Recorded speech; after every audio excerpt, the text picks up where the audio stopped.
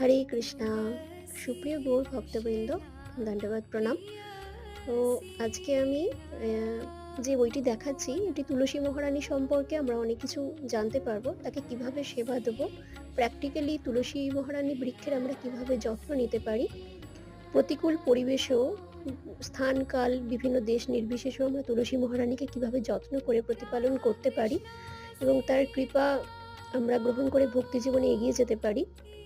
এবং প্রভুপাদ যখন প্রচারে ছিলেন তখন তিনি কিভাবে বিভিন্ন সিনিয়র ডিভোটিদের নির্দেশ দিয়ে গেছেন তুলসী মহারানীর বৃক্ষের সেবা এবং তার থেকে কৃপা গ্রহণ করে ভক্তি জীবনে কিভাবে এগিয়ে যেতে হবে, তুলসী মহারানীর বিভিন্ন ব্যবহার ভক্তি ক্ষেত্রে কিভাবে আমরা ভগবানকে শুধুমাত্র ভোগ অফার ছাড়াও আরও কিছু বিষয়ে তুলসী মহারানীর ব্যবহার করতে পারি, সেই সমস্ত নির্দেশ এই বইটিতে আছে।